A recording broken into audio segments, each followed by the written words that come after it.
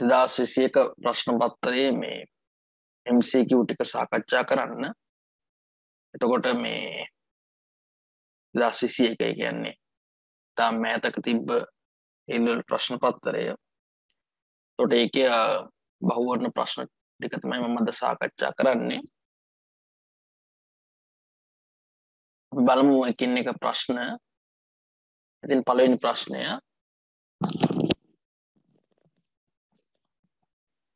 ඒකේ අහලා තියෙනවා මිනුම් පරිමාණ වලින් තමයි ප්‍රශ්නේ අහලා තියෙන්නේ. හරි. එතකොට මිනුම් පරිමාණ ගැන තියෙන අවබෝධය තම වැදගත්. මේ ප්‍රශ්නේ අහනවා මේ තරා පරිමාණ මිනුම් පිළිබඳ පහත ප්‍රකාශ සලකන්න. ඒ ප්‍රකාශය දීලා තියෙනවා මේ පිළිවෙල අර්ථවත් නමුත් වෙනස අර්ථවත් නොවේ.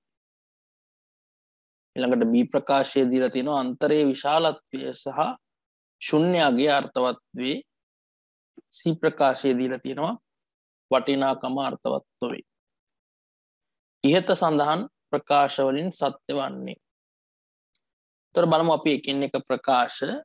මම මේක උදාහරණයක් ඇසුරින් පැහැදිලි කරන්නම් ඔයාලට.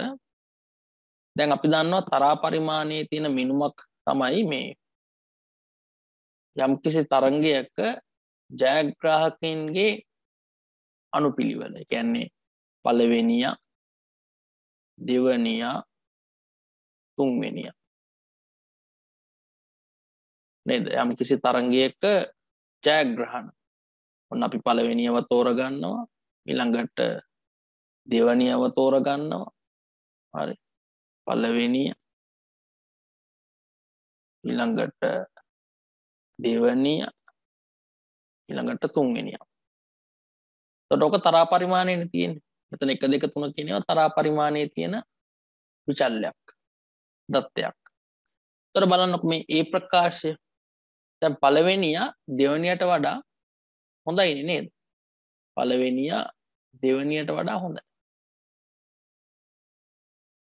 පළවෙනිය දෙවනිය දෙන්නම තුන්වෙනියට වඩා හොඳයි. එහෙනම් පිළිවෙලක් තියෙනවනේ. එතන දැන් තරා පරිමාණයේ මිනුම් කියන්නේම තරාවක් තියෙනවා. පිළිවෙලක් තියෙනවා. හැබැයි වෙනස අර්ථවත් වෙන්නේ නැහැ. ඒ කියන්නේ දැන් අපි මේ ජයග්‍රාහකයන්ගේ අනුපිළිවෙල කියලා සැලකිල්ලට ගන්නේ අපි තුමු කිසි තරංගයක් නම් ඒ තරංගය නිමා කරන කාලය වෙන්න පුළුවන්. එහෙමත් නැත්නම් මේ ජයග්‍රාහකයාගේ දක්ෂතාවනේ. එතකොට පළවෙනිය සහ දෙවනිය අතර තියෙන වෙනස මෙන්න මේ වෙනස. පළවෙනියේ දෙවනිය අතර අපි හිතමු තරංගය නිම කරන්න යන කාලය කියලා. එතකොට මේ වෙනස දෙවනියයි තුන්වෙනියයි අතර තියෙනවද? දෙවනියයි තුන්වෙනියයි අතර. එහෙම අපිට කියන්න බෑනේ. වෙනස සමාන වෙන්නේ නැහැ. හරි. නැත්නම් වෙනසට අර්ථයක් නැහැ. හරි. පළවෙනියයි දෙවනියයි අතර වෙනස, එහෙමත් නැත්නම් දෙවනියයි තුන්වෙනියයි අතර වෙනස ඒකට අර්ථයක් නැහැ. හරි. ඒ නිසා පිළිවෙල අර්ථවත්. හැබැයි වෙනස අර්ථවත් නැහැ. කවුරු හරි පළවෙනියයි දෙවනියයි අතර වෙනස අරගෙන දෙවනියයි තුන්වෙනියයි අතර වෙනස අරගෙන ඒක කිසිම අර්ථයක් එන්නේ නැහැ. එහෙනම් මේකේ ඒ ප්‍රකාශය සත්‍ය ප්‍රකාශය. ඊළඟට B ප්‍රකාශය බලන්නකො. අන්තරයේ විශාලත්වය සහ ශුන්‍යයේ අර්ථවත් වේ. ඒතර දැන් මේ වෙනස අර්ථවත් නොවේ කියන එකම තමයි මේ අන්තරයේ විශාලත්වය කියලා කියන්නේමනේ. වෙනස අර්ථවත් කතාවම තමයි අන්තරයේ විශාලත්වය. අන්තරයයි වෙනසයි දෙකම එකයිනේ. එහෙනම් වෙනස අර්ථවත් නැත්නම් අන්තරයේ විශාලත්වය මේ 1යි 2යි අතර වෙනස 2යි 3යි අතර වෙනස රයිට් වෙනසටම තමයි අපි අන්තරය කියලා කියන්නේ. වෙනසටම තමයි අන්තරය කියලා කියන්නේ. එහෙනම් ඒ අන්තරයේ විශාලත්වයටත් අර්ථයක් නැහැ. කාටවත් කියන්න බෑ මේ මේ පළවෙනිය දෙවෙනිය අතර තියෙන වෙනස, දෙවෙනිය තුන්වෙනිය අතර තියෙන වෙනස, තුන්වෙනිය හතරවෙනිය අතර තියෙන වෙනස, ඒක ගැන අදහසක් ප්‍රකාශ කළාට ඒක තේරුමක් නැහැ. ඒ වගේම අපි දන්නවා තරා පරිමාණයේ දත්තවල මේ ශුන්‍යගේ අර්ථවත් නැහැ. හරි. බිඳුවෙනියෙක් කියලා කෙනෙක් නැහැ නේද? බිඳුවෙනියෙක් ඉන්නවා. තරංගයක ජයග්‍රාහකයන් අතර බිඳුවෙනියක් කියලා කවුරුවක්වත් අපි ගන්න නැහැ නේද? නම් ශුන්‍ය කියන එකට අර්ථයක් නැහැ. හරි. අපි දන්නවා තරා පරිමාණයේ තියෙනකොට මේ අපි කියනවා নিরপেক্ষ ශුන්‍යයක් නැහැයි කියලානේ. මතකයිනේ මිනුම් පරිමාණවල ගුණාංග 4 නම් මිනුම් පරිමාණවල ගුණාංග 4න් මේ ශුන්‍ය කියන එක තරා පරිමාණයේ දත්තවලට නැහැ. ඒ නිසා මෙන්න මේ දෙවනි ප්‍රකාශය අසත්‍ය ප්‍රකාශයක්. මොකද ඒකේ කියනවා අන්තරේ විශාලත්වය සහ ශුන්‍යගේ අර්ථවත් වෙනවා කියලා නෑ. තරා පරිමාණයට ඒක අදාළ නෑ. හරි. තරා පරිමාණයට ඒක අදාළ නෑ. සී ප්‍රකාශය වටිනාකම අර්ථවත් නොවේ. දැන් මේ බලන්නකෝ. දැන් ඇත්තටම ගත්තොත් පළවෙනිය, දෙවෙනිය, තුන්වෙනිය ගත්තොත් එහෙම තරංගයක වඩාත් දක්ෂම එක්කෙනා කවුද? වඩාත් දක්ෂම එක්කෙනා. වඩාත් දක්ෂම එක්කෙනා පළවෙනියනේ. හැබැයි පළවෙනියා කියන එක්කෙනා එකනේ ඉලක්කම. දැන් දෙවෙනියා කියන එක්කෙනාගේ ඉලක්කම 2. ඒතර වටිනාකම අනුව වැඩි කවුද? එතනම එකට වඩා 2 විශාලයි නේද? සංඛ්‍යාත්මක වශයෙන් ගත්තොත් 1 කියන ඉලක්කමට වඩා 2 කියන ඉලක්කම ලොකුයිනේ. හැබැයි මේ තරංගයේ ජයග්‍රාහකයා වෙන්නේ 1 පළවෙනි. එකකින් අදහස් වෙන්නේ මොකද්ද? එතන මේ සංඛ්‍යාත්මක වටිනාකමට අර්ථයක් නැහැ. මේ 1 කිව්වට මෙතන 2 කිව්වට මෙතන 3 කිව්වට මේ සංඛ්‍යාත්මක අගයට අර්ථයක් නැහැ. මේ 1 කියන්නේ පළවෙනිය. එයා තමයි හොඳම එක්කෙනා. ඊළඟට දෙවෙනිය, ඊළඟට තුන්වෙනි. හරි. ඒ නිසා මේ තරා පරිමාණයේ තියෙන මිනුම් වල මේ අපි ඒ පවරන අගයන්ගේ වටිනාකම අර්ථවත් නැහැ.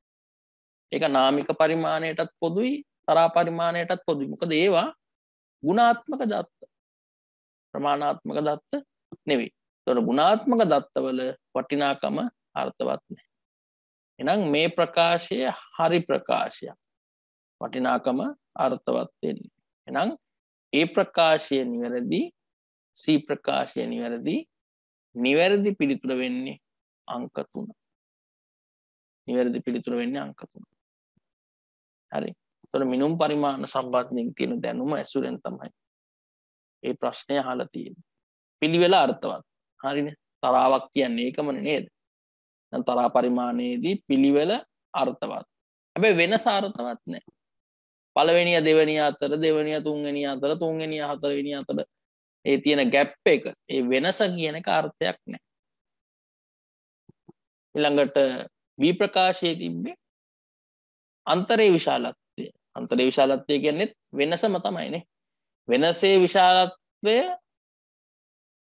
සහ ශුන්‍ය. ඒ දෙකම අර්ථවත් නැහැ තරා පරිමාණයේදී. නේද? බිඳුව වෙනිය කියලා කවුරුවක්වත් අපි ගන්න නැහැනේ. එතකොට ශුන්‍ය අර්ථවත් නැහැ. ඒ වගේම අන්තරේ විශාලත්වය එමත් නැත්නම් වෙනස ඒකට අර්ථයක් ඇත්තෙත් නැහැ. එහෙනම් මේ ප්‍රකාශය වැරදි.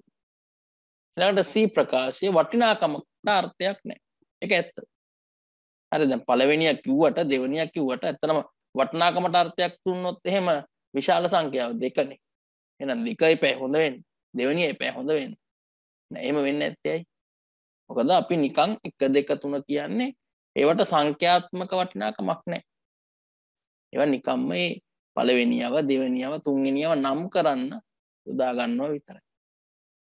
මොකද පොදුවේ අපි දන්නවා නාමික පරිමාණීය දත්තත්, තරා පරිමාණීය දත්තත් ගුණාත්මක දත්ත.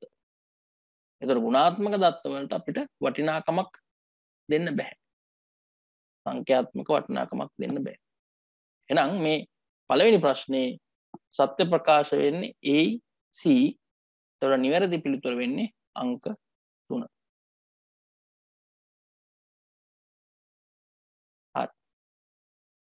අපි ඉස්සරහා ප්‍රශ්නෙට යමු.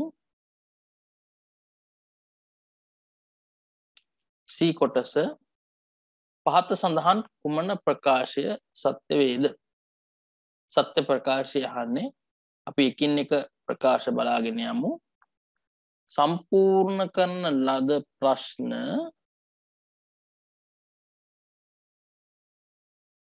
විනාඩියක් දෙන්න. සම්පූර්ණ කරන ලද ප්‍රශ්නාවලියක ප්‍රතිචාර දෝෂ සංස්කරණය කිරීමේ අධීරයේදී ඉවත් කරනු ලැබේ.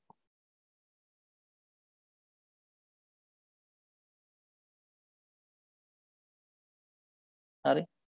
සම්පූර්ණ කරන ලද ප්‍රශ්නාවලියක ප්‍රතිචාර දෝෂ නේද? ඔව්. ප්‍රතිචාර දෝෂ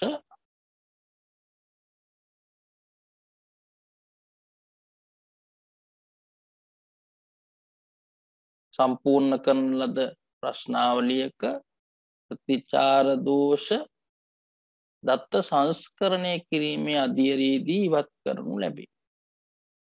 ප්‍රතිචාර දෝෂ කියන්නේ අපි ප්‍රතිචාර ලබා දීමේදී සිද්ධ වෙච්ච දෝෂ දත්ත සංස්කරණය කිරීමේ අධීරයේදී ඉවත් කරනු ලැබේ. මේ ප්‍රකාශයට අපිට නිවැරදි පිළිතුරක් ගන්න නම් දත්ත සංස්කරණය කිරීමේදී අපි මොනවද කරන්න කියන එක තේරුම් ගන්න ඕනේ. හරි.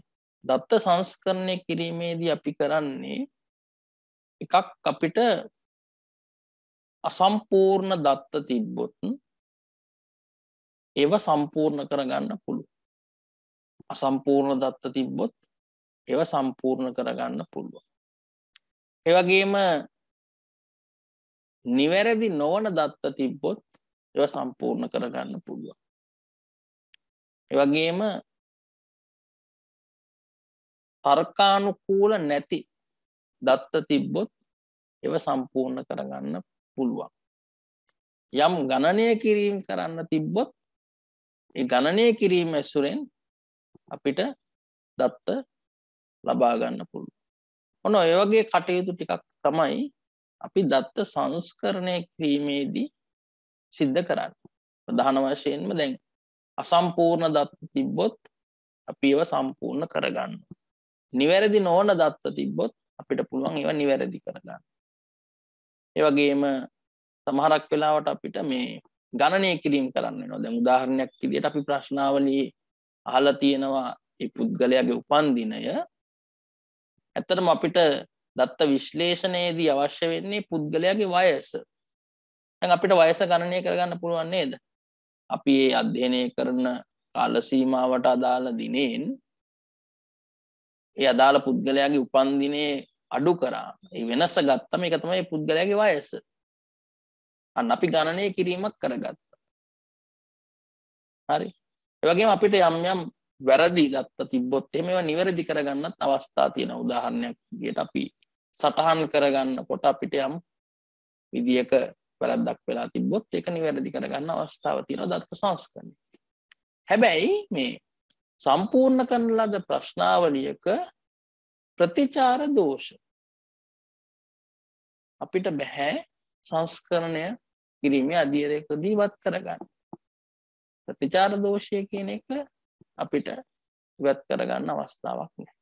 නිසා ඒක දත්ත සංස්කරණය කිරීමට අදාළ කාර්යයක් නෙවෙයි, කටයුත්තක් නෙවෙයි. නිසා පළවෙනි ප්‍රකාශය වැරදි ප්‍රකාශය. දෙවෙනි ප්‍රකාශය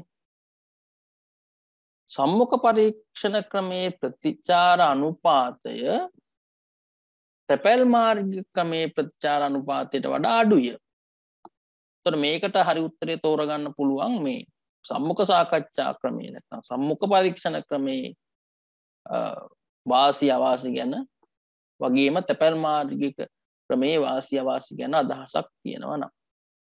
එතකොට අපි දන්නවා දැන් තැපැල් මාර්ගික ක්‍රමයේදී අපි මොකද්ද කරන්නේ?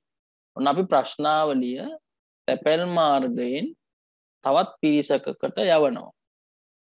එතකොට ඒ පිරිස තමයි මේ ප්‍රශ්නාවලිය පුරවලා නැවත අපිට එවන්න ඕන.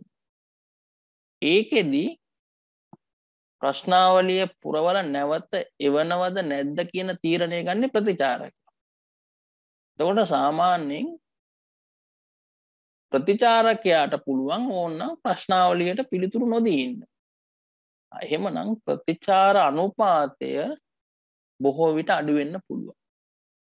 හැබැයි දැන් සම්මුඛ පරීක්ෂණ ක්‍රමයේදී ප්‍රතිචාර එකතු කරන්නේ ඒ අදාළ පර්යේෂකයා නැත්නම් අන්වේක්ෂකයා. ඔහු තමයි නේද පුද්ගලයන් මුණ ගැහිලා ඒ තනි පුද්ගලයාගෙන් වෙන්න පුළුවන්. නැත්නම් දුරකථන ක්‍රමයට වෙන්න පුළුවන්. ඔහු මැදිහත් වෙලා තමයි දත් එක්ස්ප්‍රෙස් කරන්නේ.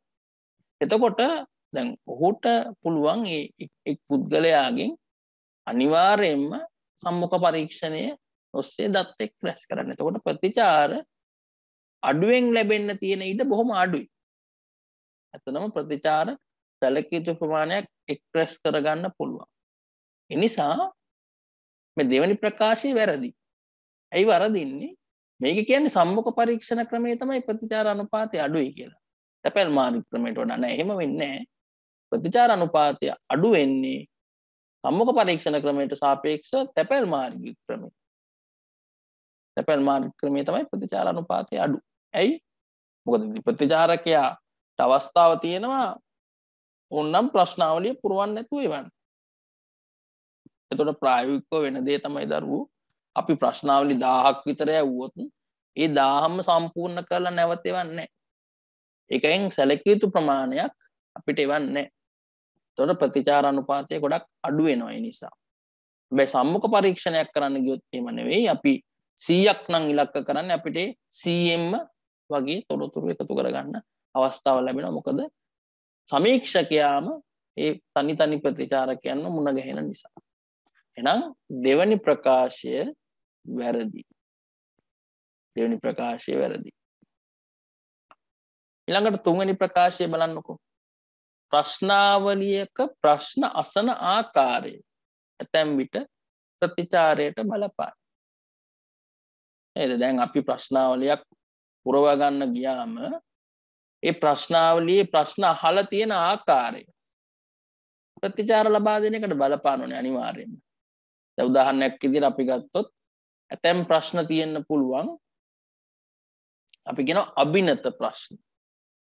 කියන්නේ පිළිතුරක් ඒ ප්‍රශ්නය තුලින්ම මතුවෙන විදිහට තමයි ප්‍රශ්නය හදලා තියෙන්නේ. එතකොට මේ ලැබෙන ප්‍රතිචාරයට ඒක බලපෑමක් කරනවානේ. නේද? ඒ වගේම ප්‍රශ්නාවලියේ ප්‍රශ්න අපි හදලා තියෙන අනුපිළිවෙල. ඒකත් ප්‍රශ්න අහන ආකාරයනේ. ඒකත් ප්‍රතිචාර වලට බලපාන. ඒ වගේම සමහරක් වෙලාවට සංවේදී ප්‍රශ්න අපි අහලා තියෙන විදිය අනිවාර්යයෙන්ම ප්‍රතිචාර වලට බලපෑමක් සිද්ධ වෙනවා. ඒ නිසා දැන් මේක 1 2 4 5 ප්‍රකාශ මොනවා වුණත් තුන්වෙනි ප්‍රකාශය නිවැරදි ප්‍රකාශයක් කියලා තීරණය කරන්න පුළුවන්. මොකද අනිවාර්යයෙන්ම ප්‍රශ්නය අහන විදිය ප්‍රතිචාරයට බලපානවම තමයි. නම් තුන්වෙනි ප්‍රකාශය නිවැරදි. තුන්වෙනි ප්‍රකාශය සත්‍ය ප්‍රකාශයක්. 4 දත්ත වර්ගීකරණය දත්තවල විශ්වාසනීයත්වයට බලපායි. ඒතර දත්ත වර්ගීකරණය කරන්න පුළුවන් අපිට ප්‍රමාණාත්මක දත්ත, ගුණාත්මක දත්ත කියලා. හැබැයි ඒකෙන් දත්තවල විශ්වාසනීයත්වයට බලපෑමක් කරන්නේ නැහැ. දත්තවල විශ්වාසනීයත්වයට බලපෑමක් කරන්නේ නැහැ. මොකද දත්ත වර්ගීකරණය කියලා අපි අදහස් කරන්නේ ප්‍රමාණාත්මක දත්ත, ගුණාත්මක දත්ත. ඉතින් ලෝකේ ප්‍රමාණාත්මක දත්ත කියලා වර්ගයක් තියෙනවා. ඒ වගේම ගුණාත්මක දත්ත කියලා වර්ගයක් තියෙනවා. ඒක විශ්වාසනීයත්වයට එක්ක සම්බන්ධයක් නැහැ. විශ්වාසනීයත්වයට එක්ක සම්බන්ධ වන කතාවක් තියෙනවා. ඒ තමයි දත්ත මූලාශ්‍රය. කියන්නේ අපි දත්ත කොහෙන්ද ගන්නෙ? ඒතර අපි දන්නවා ප්‍රධාන වශයෙන් අපිට දත්ත ගන්න පුළුවන් ප්‍රාථමික මූලාශ්‍ර වලින් එමත් නැත්නම් ද්විතීයික මූලාශ්‍ර වලින්. අන්න ප්‍රාථමික මූලාශ්‍රයෙන් අපි දත්ත ගන්නකොට දත්තවල විශ්වාසනීයත්වයට ඒක බලපානෝනේ. සාමාන්‍යයෙන් අපි කියනවා ප්‍රාථමික දත්ත මූලාශ්‍රයකින් නම් අපි දත්ත ගන්නේ දත්තවල විශ්වාසනීයත්වය වැඩි. ද්විතීක දත්ත මූලාශ්‍රයකින් නම් අපි දත්ත ගන්නෙ. එතකොට විශ්වාසනීයත්වය අඩුයි. නිසා දත්ත වර්ගීකරණය නෙවෙයි දත්ත මූලාශ්‍රය තමයි දත්තවල විශ්වාසනීයත්වයට බලපාන්නේ. නම් හතරවෙනි ප්‍රකාශයත් වැරදි ප්‍රකාශයක්. ඇයි? ගුණාත්මක දත්ත ප්‍රමාණාත්මක දත්ත කියලා දත්ත වර්ගීකරණය කිරීම දත්තවල විශ්වාසනීයත්වයට බලපාන්නේ නැහැ. නම් හතරවෙනි ප්‍රකාශය වැරදි. අපි දැනටමත් උත්තරේ තෝරලා ඉවරයි. බලමු අනිත් ප්‍රකාශයයි වරදින්නේ කියලා. ඊළඟට පස්වෙනි ප්‍රශ්නය වර්ණයන් සහිත ප්‍රශ්නාවලියක ඇතුළත් නොවේ. ඒක වැරදිනේ නේද? අයි කතා දෙකක් නැහැ. ඒ ප්‍රකාශය වැරදියි. අපි දන්නවා ප්‍රශ්න වර්ග තුනක් තියෙනවානේ. දී වර්ණ ප්‍රශ්න. කියන්නේ උත්තර දෙකයි. ඔව් නැත කියන ප්‍රශ්න. ඒවට අපි කියන්නේ දී වර්ණ ප්‍රශ්න. ළඟට බහු වර්ණ ප්‍රශ්න. දැන් මේ කරන්නේ බහු වර්ණ ප්‍රශ්නයක් නේද? උත්තර පහක් තියෙනවා. එතනම උත්තර පහක් නෙවෙයි. වර්ණ පහක් තියෙනවා. choices පහක් තියෙනවා. උත්තරේ එකයි. එක උත්තරයක් තමයි තියෙන්නේ. එතකොට වර්ණයන් සහිත ප්‍රශ්න බහු වර්ණ ප්‍රශ්න කියලා කියනවා. වර්ණ දෙකක් නම් දී වර්ණ. ඒ වගේම නිදහස් ප්‍රශ්න. ඉතින් ඔය ප්‍රශ්න වර්ග තුනම ප්‍රශ්නාවලියක ඇතුළත් වෙන්න පුළුවන්. කාටවත් කියන්න බෑ වර්ණයන් සහිත ප්‍රශ්න ප්‍රශ්නාවලියක ඇතුළත් නොවේවි කියලා. ප්‍රශ්නාවලියක වර්ණයන් සහිත ප්‍රශ්න ඇත්තටම ඇතුළත් වෙනවා.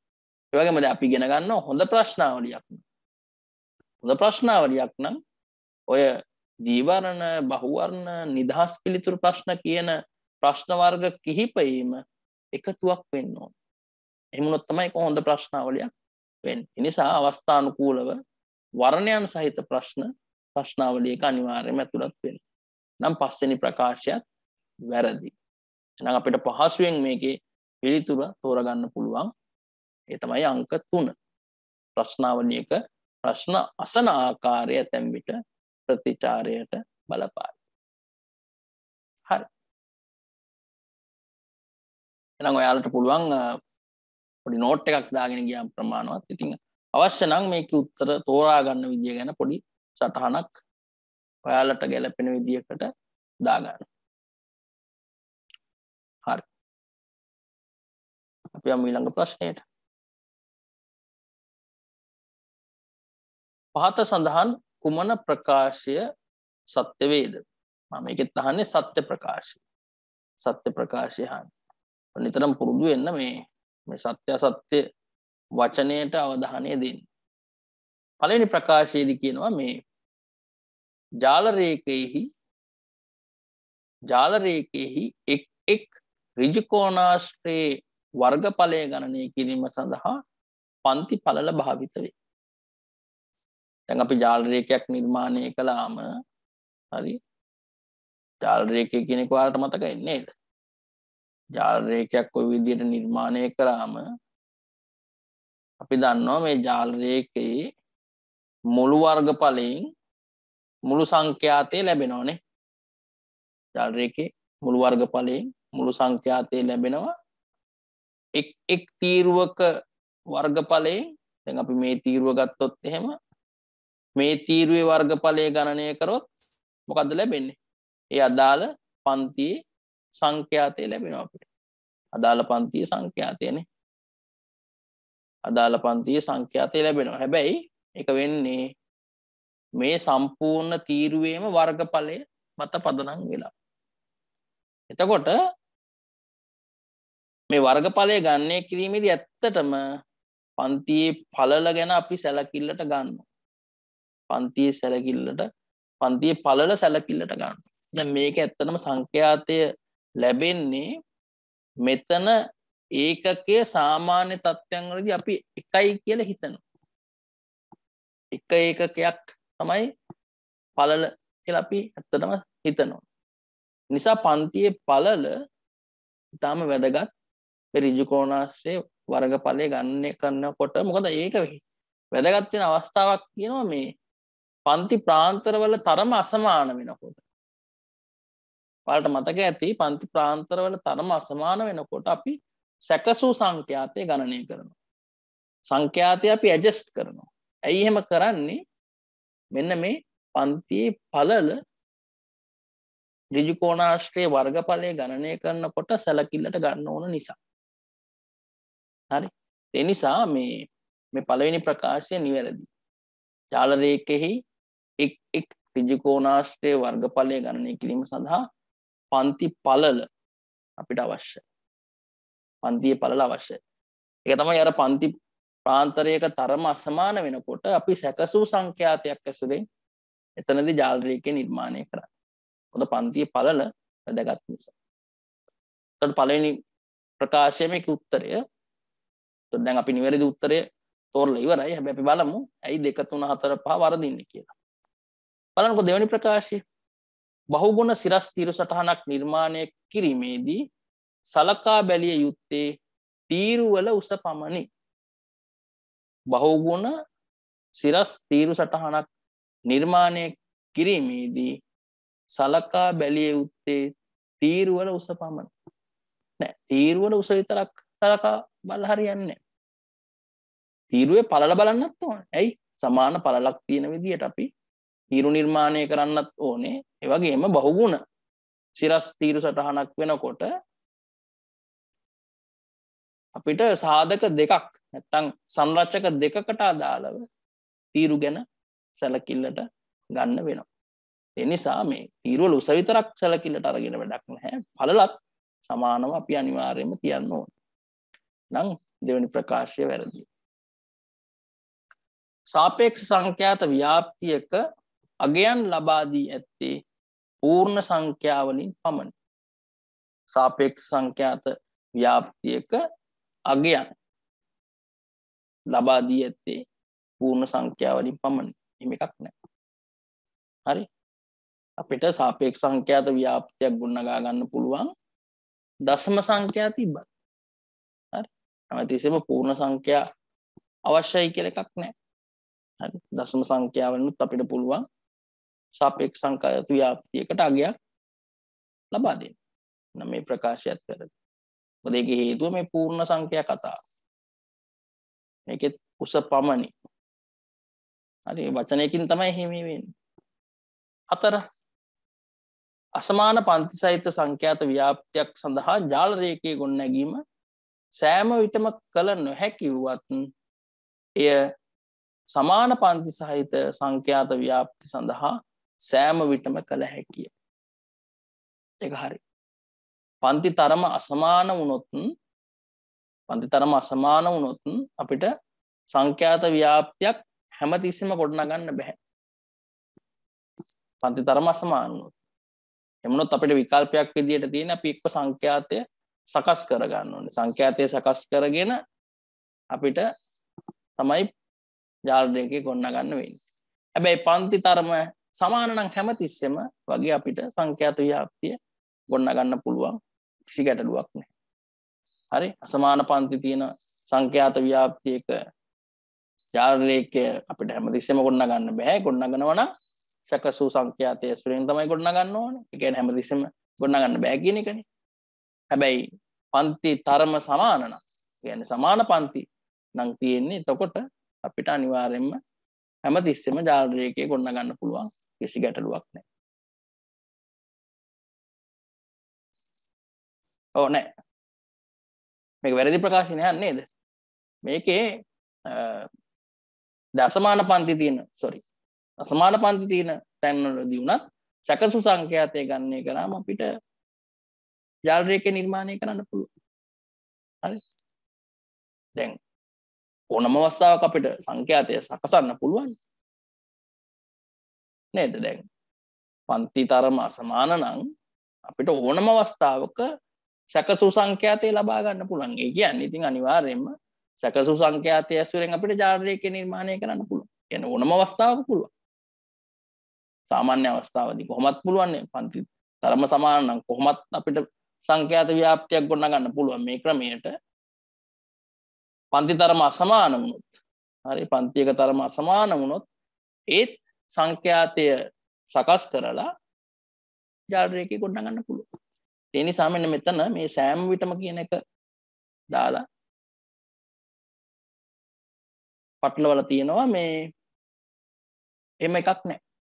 ජාල රේඛය අසමාන පන්ති තිබ්බත් සමාන පන්ති තිබ්බත් අපිට ගොඩනගන්න පුළුවන්. මොකද අසමාන පන්ති තියෙන අවස්ථාවේදී අපිට පුළුවන් සැකසූ සංඛ්‍යාතය යොදා ගන්න.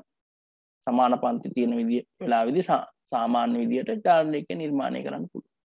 ඒ නිසා මේ හතරවෙනි ප්‍රකාශය වැරදි. වරදින්නේ අසමාන පන්ති තියෙන ව්‍යාප්තියකදී ජාල රේඛය ගොඩනැගීම අපිට කරන්න පුළුවන් නිසා.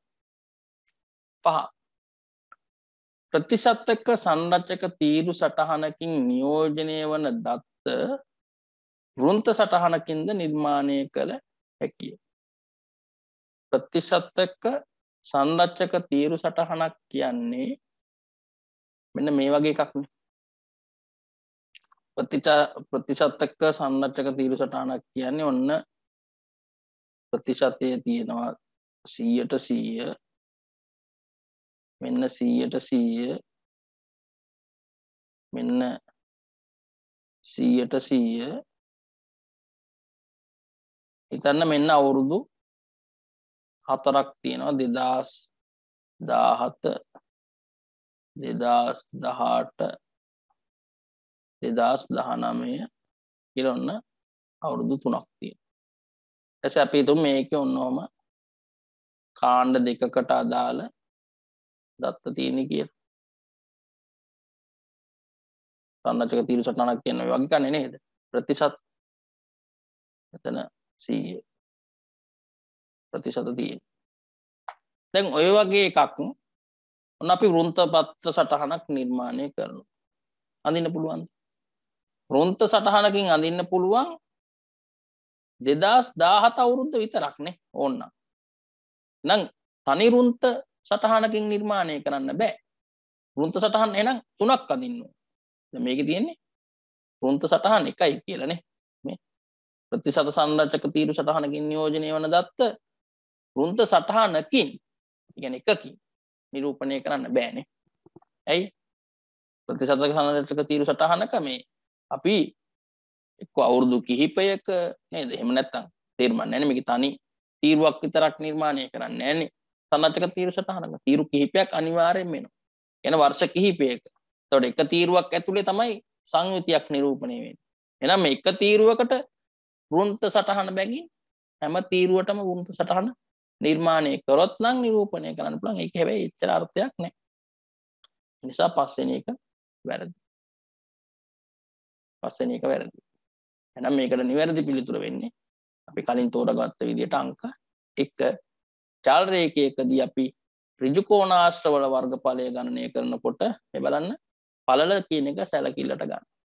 ඒක හොඳටම තේරෙන අවස්ථාව තමයි සැකසූ සංඛ්‍යාතය ඇසුරෙන් අසමාන පන්ති තරමක් තියෙන අවස්ථාවලදී අපි ජාල රේඛය නිර්මාණය කරනකොට මේ සැකසූ සංඛ්‍යාතය ගණනය කරන්නේ මෙන්න මේ පළලට මේ සිද්ධ වෙන බලපෑම අයින් කරගන්න. හරි.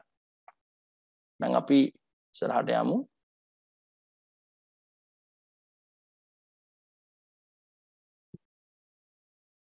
right.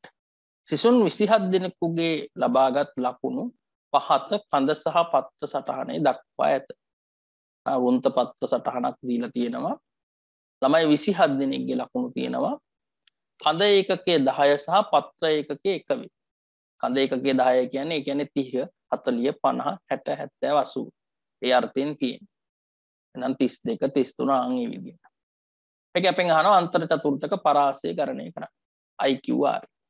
ඒතර පළවෙනිම දේ තමයි දරුවෝ ඔයාලා IQR එක දැනගෙන ඉන්න ඕනේ. අන්තර් චතුර්ථක පරාසය කියන්නේ මොකද්ද? අන්තර් චතුර්ථක පරාසය හොයන්නේ තුන්වෙනි චතුර්ථකේ හොයා ගන්න ඕනේ. එකකින් අඩු කරන්න ඕනේ පළවෙනි චතුර්ථක. ඒතර තමයි චතුර්ථක දෙක අතර වෙනස. ඒක තමයි අන්තර් චතුර්ථක පරාසය කියලා කියන්නේ. එහෙනම් ඔයා Q3 හොයා ගන්න ඕනේ, Q1 හොයා ගන්න ඕනේ නේද? අපි මුලින්ම Q1 වෙනිය හොයාගමු. Q1 වෙනිය. ඒ කියන්නේ පොසිෂන් එක. පළවෙනි චතුර්ථකයට අදාළ ස්ථානය. කොහොමද හොයන්නේ?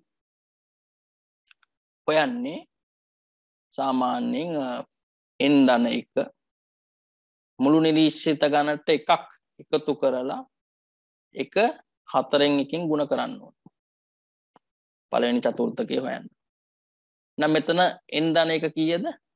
27යි නේ. n 27ට එකක් එකතු වුණාම 28යි. 28 බෙදීම 4. නම් බලමු 28ට 28 4න් බෙදන්න බලන්න. 28 4න් බෙදුනම කීයද? 7ද? 28 බෙදීම 4 7යි නේ. ඒ කියන්නේ 7 වෙනියනේ. 7 වෙනිය තමයි පළවෙනි චතුර්ථකය. 7 වෙනිය. 7 වෙනිය හොයාගෙන යන්න බලන්න. 1 2 3 4 5 6 7. 7 වෙනිය මේකේ 44. මෙන්න 7 වෙනිය. එහෙනම් Q1 සමානයි Q1 සමානයි 44. ඒ විදිහට හොයන්න Q3 වෙනිය. Q3 වෙනිය. කියන්නේ Q3 තුන්වෙනි චතුර්ථකයට අදාළ පොසිෂන් එක ස්ථානය. ඒක කොහොමද හොයන්නේ? n ධන 1 ගුණ කරනවා 4න් 3න්. 4න් 3 වෙනියනේ නේද? තුන්වෙනි චතුර්ථකය කියන්නේ. ඒ නිසා 4න් 3න් ගුණ කරනවා. එහෙනම් අපි කරන්නේ n ධන 1 කියන්නේ 28යි. 28 වැඩි කරන්න 3න් 84යි. ඒක බෙදන්න 4යි. 21 නම් 21 වෙනිය. 21 වෙනියව හොයා ගන්න ඕන. 21 වෙනියව හොයා ගන්න ඕන. දැන් අපි 21 වෙනියව ගමු කොහොමද?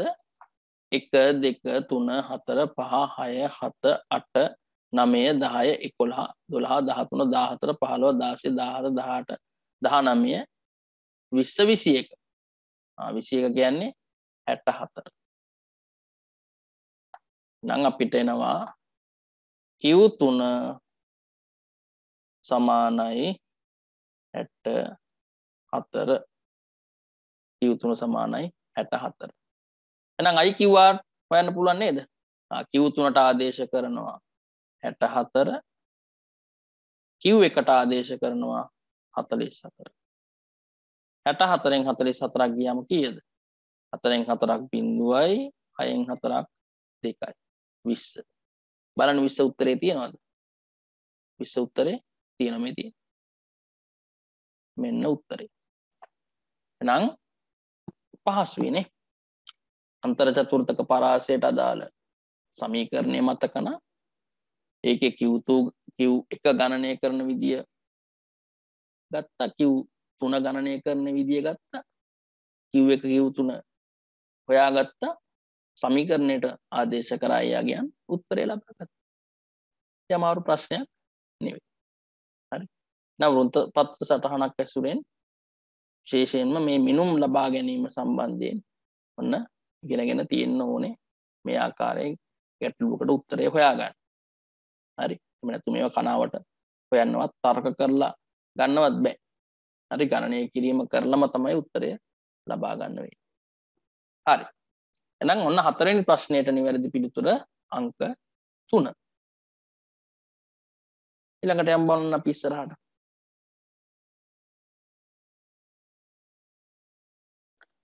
right. පහත ප්‍රකාශ සලකන්න. ඔන්න ප්‍රකාශ කිහිපයක් දීලා තියෙනවා.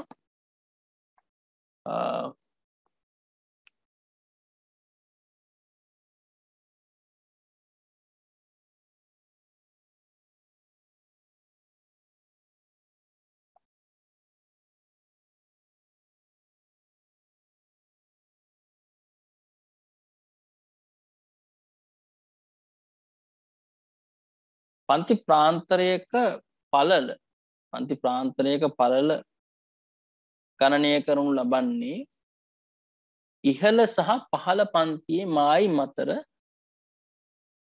වෙනස ලබා ගැනීමෙන්. ඔන්න ඒ ප්‍රකාශය.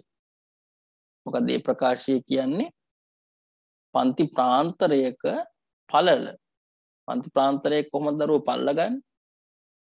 පන්ති ප්‍රාන්තරයක පළල ගන්නේ පළල ගන්න මායිම් දෙක අතර වෙනසෙන් තමයිනේ. ඉහළ පන්ති මායිමෙන් අපි අඩු කරනවා පහළ පන්ති මායිම්. එතකොට තමයි පන්ති ප්‍රාන්තරයක පළල එන්නේ. ඒක හරි නේද? පන්ති ප්‍රාන්තරයක පළල සමානයි ඉහළ පන්ති මායිම අඩු කිරීම පහළ පන්ති මායිම. ඒක හරි. හරි. ඕකනේ සමීකරණේ. හරි. ඒ කියන්නේ පළවෙනි ප්‍රකාශය නිවැරදි ප්‍රකාශය.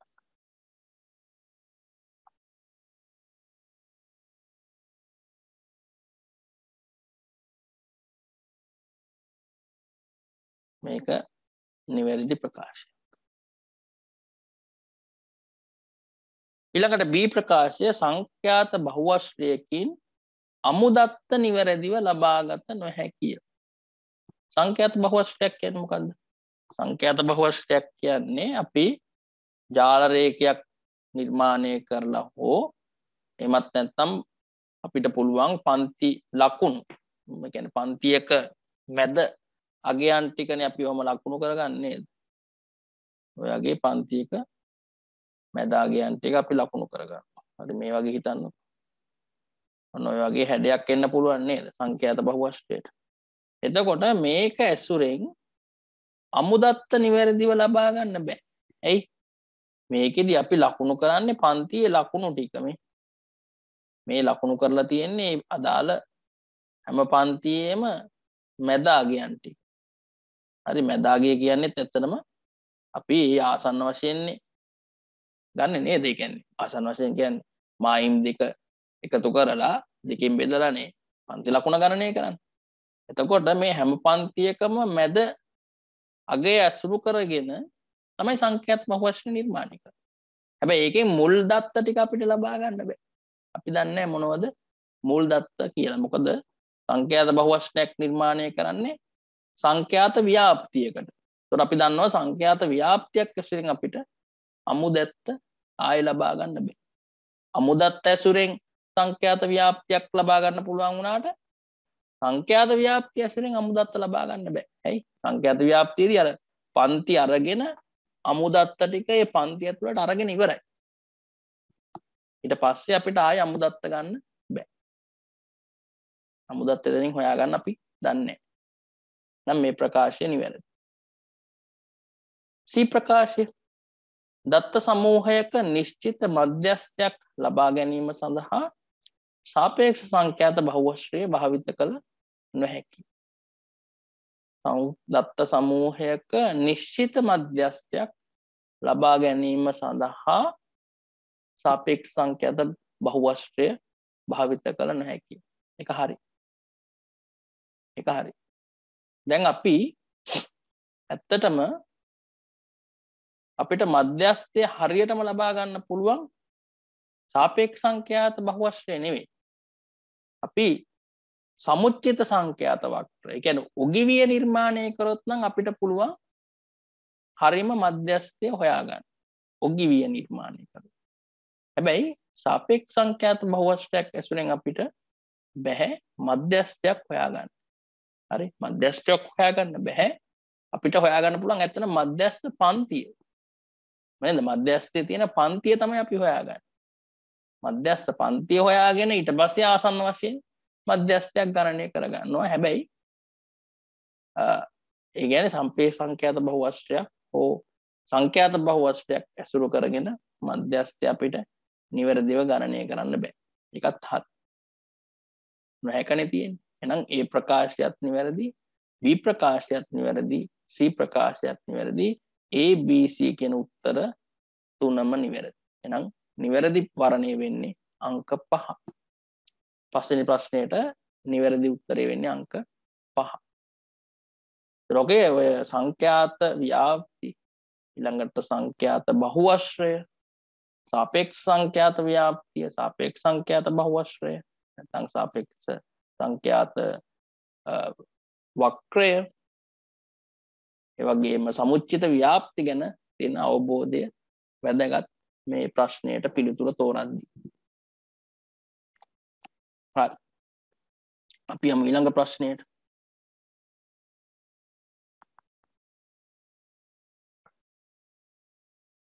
හයවෙනි ප්‍රශ්නය. පහත කුමන ප්‍රකාශය සත්‍ය වේද? සත්‍ය ප්‍රකාශය තෝරන්නයි තියෙන්නේ. පළවෙනි ප්‍රකාශය බලන්නකෝ.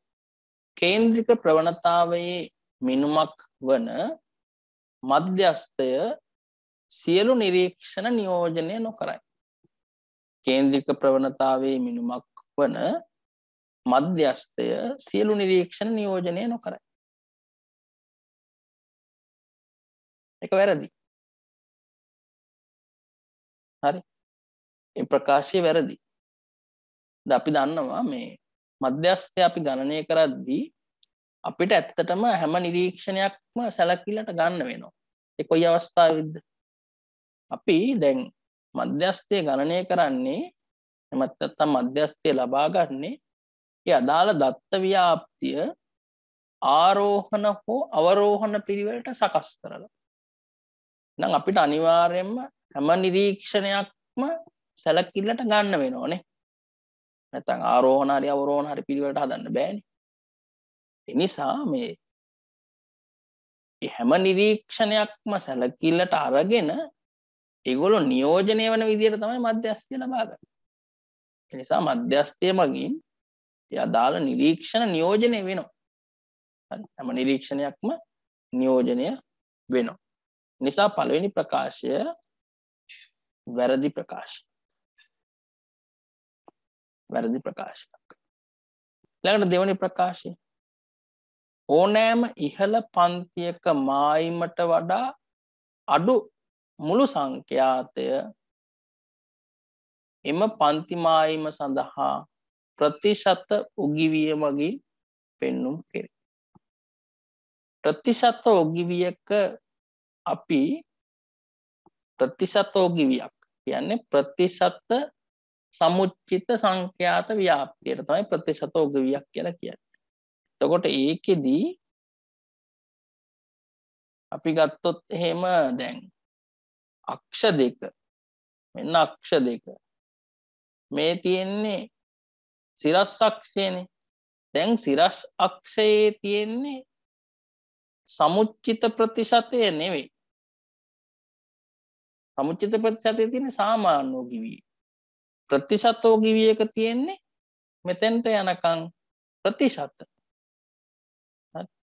ප්‍රතිශතය තියෙන්නේ සමුච්චිත ප්‍රතිශතය. එතකොට දැන් අපි මේ වගේ එකක උගිවිය නිර්මාණය කරලා අපි හිතමු මේ වගේ හැඩයකට උගිවියනවා කියලා. අපි මේ අතට සංඛ්‍යාතය කියවුවොත් මේ අතට සංඛ්‍යාතය කියවුවොත් අපිට සංඛ්‍යාතය ලැබෙන්නේ අපිට ලැබෙන්නේ ප්‍රතිශතයක්. හරි. සංඛ්‍යාතය ලැබෙන්න නම් දැන් මේ කියන්නේ මේ percentage එක. සමුච්චිත සංඛ්‍යාතයේ වෙනුවට අපිට තියෙන දැන් ප්‍රතිශතය. සමුච්චිත ප්‍රතිශතය. හරි. සමුච්චිත ප්‍රතිශතය තමයි දැන් අපිට තියෙන්නේ. ඒතර කවුරු හරි ප්‍රතිශත උගිවිය නිර්මාණය කරලා ඒකේ සිරස් අක්ෂයේ තියෙන අගයන් ලබා ගත්තොත් එයාට එන්නේ ප්‍රතිශත අගයන්. එහෙම නැතුව සංඛ්‍යාතයන් එන්නේ නැහැ. සංඛ්‍යාතය ලබා ගන්න බෑ. හරි. ඒ නිසා මේ මතක තියාගන්න ප්‍රතිශත උග්වියක් නම් ඔයා නිර්මාණය කරන්නේ ඒකෙන් ඔයාට ලැබෙන්නේ සමුච්චිත ප්‍රතිශත. එහෙම නැතුව සංඛ්‍යාතය නෙවෙයි. ඒ නිසා ඔයාට ප්‍රතිශත උග්වියක් මගින් සංඛ්‍යාත පෙන්눔 කරන්නේ නැහැ. ප්‍රතිශත උග්වියක් මගින් පෙන්눔 කරන්නේ ප්‍රතිශත. සමුච්චිත ප්‍රතිශත. මේ ප්‍රකාශයත් වැරදි. තුරා දන්නවනේ සමුච්චිත ව්‍යාප්ති හොයලා උගිවිය නිර්මාණය කරන්න. එතකොට උගිවියක් සාමාන්‍ය විදිහට නිර්මාණය කරොත් නම් ඔයාට වම්මත්ත පැත්තට ගියොත් යම් පන්ති මායිමකට වඩා අඩු හෝ වැඩි සංඛ්‍යාතය ලබා ගන්න පුළුවන්. මුළු සංඛ්‍යාතය කීයද කියලා ලබා ගන්න පුළුවන්. හැබැයි ඔයා ප්‍රතිශත උගිවියක් නම් නිර්මාණය කරලා තියෙන ඔයාට ඒකෙන් බෑ සිරස් අක්ෂය ඔස්සේ සංඛ්‍යාතය ලබා ගන්න. ඔයා ලබා ගත්තොත් ඔයාට එන්නේ ප්‍රතිශත සංඛ්‍යාතය. නැත්නම් ප්‍රතිශත සංඛ්‍යාතය නෙවෙයි ප්‍රතිශත. 100ට කීයද කියන එකයි එන්නේ. ඊළඟට තුන්වෙනි ප්‍රකාශය බලමු. සංඛ්‍යාත ව්‍යාප්තියේ ධන කුටිකතාවක් ඇති විට සංඛ්‍යාත බහුවශ්‍රය වම් පැත්තට වඩා දකුණු පැත්තේ දිගු වල්ගයක් ඇත. දැන් දකුණට කුටික වෙනවා කියන්නේ මෙන්න මෙහෙම හැඩයක් නෙන්නේ නේද? ඔයා ගත්තොත් එහෙම ඔයාගේ සංඛ්‍යාත බහුවශ්‍රය ඕන් ඔය වගේ හැඩයක් වේ. මොකද දකුණට කුටිකයි කියන්නේ නේද? මේ හරිය මධ්‍යස්ථයේ තියෙනවා. sorry. මාතය වක්‍රයේ මැද මධ්‍යස්ථයේ තියෙනවා. නීති මධ්‍යන්නේ මේ පැත්තට යනවා. මේ sorry මධ්‍යන්නේ මේ පැත්තට යනවා. අය කියන්නේ සංඛ්‍යාත බහුවශ්‍රයේ වල්ගය වැඩි කොහෙද? දකුණු පැත්ත. මේ දකුණනේ. දකුණට තමයි වල්ගය තියෙන්නේ මේ. එහෙනම් මේ ප්‍රකාශය නිවැරදි නේ. මේ ප්‍රකාශය නිවැරදි. ධන කුටික නම් වල්ගය දකුණු පැත්ත දික් වෙනවනේ. ඒකනේ ඒකට දකුණට කුටිකයි කියලා කියන්නේ. මොකද වල්ගය දික් වෙන්නේ දකුණු පැත්තට. නිසා තමයි ඒකට දකුණට කුටිකයි කියලා කියන්නේ. නැත්නම් ධන කුටිකයි කියලා කියන්නේ ඒකයි. ඉතින් තුන්වෙනි ප්‍රකාශය තමයි නිවැරදි ප්‍රකාශය වෙන්නේ. හතර බලන්නකෝ. වක්‍රීමය මිනුම් සංඛ්‍යාත ව්‍යාප්තියක අසම්මිතික බව නියෝජනය කර. ඒක වැරදිනේ. අසම්මිතික බව නියෝජනය කරන්නේ වක්‍රීමය මිනුම් නෙවෙයි කුටිකතා මිනුම්. හරි. අසම්මිතික බව නිරූපණය කරන්නේ කවුද? කුටිකතා මිනුම්. නම් මේකේ වක්‍රීමය මිනුම් වෙන්න බෑ. මේක කුටිකතා මිනුම් තමයි වෙන්න ඕනේ. හතරවෙනි ප්‍රකාශයත් වැරදි. ඊළඟට පහ බලන්නකෝ. ව්‍යාප්තියක සම්මත අපගමනය විශාල නම් සම්මත අපගමනය විශාල නම් නියදි මධ්‍යන්‍ය කේන්ද්‍රික ප්‍රවණතාවේ විශ්වාසනීය නිමානකයකි. මේ විශ්වාසනීයත්වය ගැන තමයි කියන්නේ. කේන්ද්‍රික ප්‍රවණතා මිනුමක් හැටියට මධ්‍යන්‍ය. මේ නියදි නිමාන කතාව පොඩ්ඩක් අමතක කරන්නකෝ. දැන් අපි සාමාන්‍යයෙන් දන්නවා දරුවෝ මේ සම්මත අපගමනය විශාල වෙන්න මොකද වෙන්නේ? ඒ අදාළ දත්ත ව්‍යාප්තියේ විසිරීම ගොඩක් වැඩි වෙනවා. එතකොට එහෙම විසිරීම වැඩි අවස්ථාවකදී නියදි මධ්‍යන්නේ එහෙමත් නැත්නම් මධ්‍යන්නේ ගත්තොත් එයා කේන්ද්‍රික ප්‍රවණතා මිනුමක් වශයෙන් විශ්වාසනීය වෙන්නේ නැහැ. ඇයි? දැන් එයා ඉන්නවා මැද. හරි. කේන්ද්‍රික ප්‍රවණතා මිනුමක් කියන්නේ මේ තියෙන ව්‍යාප්තිය නම් ව්‍යාප්තියේ මැද x බා ඉන්නවා. අනිත් අගයන් එයාගෙන් ගොඩක් ඈත් වෙනවා. නේද? විසිරීම වැඩි වෙනවා කියන්නේ ඒකනේ. සම්මත අපගමනය වැඩි වෙනවා කියන්නේ එයාගෙන් අනිත් අගයන් ඔක්කොම ඈත් වෙනවා. ඒකට අනිත් අගයන් ඔක්කොම මේ අගයෙන් ඈත් වෙනවා කියන්නේ මෙයාගේ විශ්වාසනීයත්වය මොකද වෙන්නේ? විශ්වාසනීයත්වය අඩු වෙනවා. විශ්වාසනීයත්වය වැඩි වෙන්නේ කොහොමද? විශ්වාසනීයත්වය වැඩි වෙන්නේ නම් ඇත්තටම වෙන්න ඕනේ මොකද්ද? මේ අනිත් වටේ තියෙන අගයන් මෙයා පැත්තට යන්න ඕනේ නේ. මෙයා පැත්තට යනවා නම් තමයි විශ්වාසනීයත්වය වැඩි වෙන්නේ නේ. මෙයා පැත්තට යනවා කියන්නේ සම්මත අපගමනය මොකක් වෙන්න ඕනේද? SD එක. සම්මත අපගමනය අඩු වෙන්න ඕන. එතකොට තමයි විශ්වාසනීයත්වය වැඩි වෙන්නේ. විශ්වාසනීයත්වය වැඩි වෙන්නේ නම් මේක නෙවෙයි වෙන්න ඕනේ මේක අනිත් පැත්ත. කියන්නේ සම්මත අපගමනය විශාල නම් නේ සම්මත අපගමනය කුඩා නම් තමයි නියදි මධ්‍යන්නේ කේන්ද්‍රික ප්‍රවණතාවේ විශ්වාසනීය මිනුමක් වෙන්නේ. නැත්නම් විශ්වාසනීය මිනුමක් වෙන්නේ සම්මත අපගමනය අඩුවන අවස්ථාවල. හරි. එහෙනම් මේ ප්‍රකාශය වැරදි. එහෙනම් එක ප්‍රකාශය, දෙක ප්‍රකාශය, හතර සහ පහ කියන ප්‍රකාශ ඔක්කොම වැරදි. නිවැරදි වෙන්නේ තුන්වෙනි ප්‍රකාශය. කියන්නේ ධන කුටික නම් වල්ගය දකුණට තමයි තියෙන්නේ. වල්ගයට වඩා දකුණු වල්ගය දිගින් වැඩි. හරි. කොටු කෙඳි සටහනක් ගත්තත් මේ කතාව තේරෙනව නේද? කොටු කෙඳි සටහනකත් මොකද වෙන්නේ? දකුණු පැත්තේ තියෙන කෙන්ද තමයි දිගින් වැඩි වෙන්නේ වම් පැත්තේ තියෙන කෙන්දට වඩා. ඒකිනුත් අපිට නිරූපණය වෙන්නේ මොකද්ද? අදාළ ව්‍යාප්තිය ධන කුටික ව්‍යාප්තියක් කියන එක. හරි. ඊළඟට යමු අපි ඉස්සරහට. අසත්‍ය ප්‍රකාශය. පහත කුමන ප්‍රකාශය අසත්‍ය වේද? පහත කුමන ප්‍රකාශය අසත්‍ය වේද? හරි. අපි බලාගෙන යමු එකින් එකට. පළවෙනි ප්‍රකාශයේ තියෙනවා දත්ත අනුපාත හෝ ප්‍රතිශත ආකාරයෙන් ඇති විට ගුණෝත්තර මධ්‍යන්නේ සුදුසු වේ. ඒක හරි නේද? දැන් අපි ගුණෝත්තර මධ්‍යන්නේ ගණනය කරන්නේ දත්ත නේද? අනුපාත හරි ප්‍රතිශත හැටියට තියෙනකොට නේද? එතකොට අපිට අර ඒ වෙනස් වීමේ ශීඝ්‍රතාව ගණනය කරන්න පුළුවන්. ඒක ගොඩක් වෙලාවට දර්ශකාංක නේද? පොලිය ඊළඟ පස්සේ ඔය මොනවාද අපි ගණනය කරගන්න පාරිභෝගික මිල දර්ශක ඔය වගේ දේවල් වල ඒවා තියෙන අනුපාත එහෙමත් නැත්නම් ප්‍රතිශත හැටියට එතකොට අපි ගුණෝත්තර මධ්‍යන්නේ තමයි ගණනය කරන්නේ. ඒ ප්‍රකාශය හරි. දෙවෙනි ප්‍රකාශය බලන්නකෝ. ප්‍රමත ව්‍යාප්තියක් සඳහා වක්‍රීම සංගුණකය බිඳුව වේ. එතනම දැන් ඔයාලගේ විෂය නිර්දේශයේ තියෙන ප්‍රතිශතක වක්‍රීම සංගුණකය ගණනය කරොත් හරි ප්‍රතිශතක වක්‍රීම සංගුණකය ගණනය කරොත් මොකද වෙන්නේ? ප්‍රතිශතක වක්‍රීම සංගුණකය කාගේද? ප්‍රමත ව්‍යාප්තියක. ප්‍රමත ව්‍යාප්තියක ප්‍රතිශතක වක්‍රීම සංගුණකය ගණනය කරොත් එන්නේ 0.263ක්. 0.263ක්. ඒකනේ අපි ආසන්න වශයෙන් 0.25 සමවක්‍රීම ව්‍යාප්තියක් සඳහා අගේ විදියට ගන්නෙ. මොකද ප්‍රමත ව්‍යාප්තියක ප්‍රතිශතක වක්‍රීම සංගුණකය 0.263යි. ඒ කියන්නේ බිඳුව නෙවෙයිනේ. බිඳුව නෙවෙයි. නම් මේ ප්‍රකාශය වැරදි. ඒක තමයි අසත්‍ය ප්‍රකාශය. හරි. මොකද ප්‍රමත ව්‍යාප්තියක් සඳහා වක්‍රීම සංගුණකය 0.263යි. බිඳුව නෙවෙයි. අපි බලමු තුන්වෙනි එක. ඕනෑම දත්ත ශ්‍රේණි දෙකක විචලනය සංසන්දනය කිරීම සඳහා වඩාත් සුදුසු අපකිරණ මින්ම වන්නේ විචලන සංගුණකයයි. ඒක හරිනේ. නේද? අපි දන්නවා දත්ත ව්‍යාප්ති දෙකක් නම් සංසන්දනය කරන්නේ අපිට අනිවාර්යයෙන්ම සාපේක්ෂ අපකිරණ මිනුමක් ඕනේ. නිරපේක්ෂ අපකිරණ මිනුම් හරියන්නේ නැහැ. ඒ කියන්නේ සම්මත අපගමනය විචලතාව ඕහෙලා හරියන්නේ නැහැ නේ. අපි මොකද කරන්නේ? විචලන සංගුණකේනේ හොයන්නේ.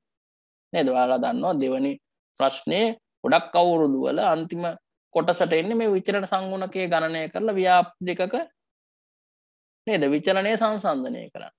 සංගත බව සංසන්දනය කරන්න.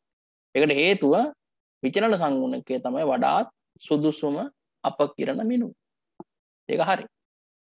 4 මධ්‍යස්ථ කුටික බවකින් යුක්ත ව්‍යාප්ති සඳහා මධ්‍යන්නය ඒ කියන්නේ x bar ඍණ mo සමානයි 3 වාරයක් x bar ඍණ md. මේක හරිනේ නේද? අපි ඉගෙන ගන්නවා මැදුම් කුටික ව්‍යාප්ති වලට අදාළව ආනුභවික සම්බන්ධයක් නේ. මධ්‍යන්නේ මධ්‍යස්ථයේ මාතය අතර. හැබැයි මේ මොන අවස්ථාවෙන්ද? මේ ඇවිල්ලා මැදුම් කුටික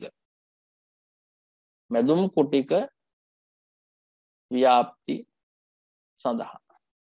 හරි. මැදුම් කුටික ව්‍යාප්ති සඳහා මේක තමයි ආනුභවික සම්බන්ධය. ඒ කියන්නේ මේවා අගයන් අපිට අරගෙන පෙන්වන්න පුළුවන්.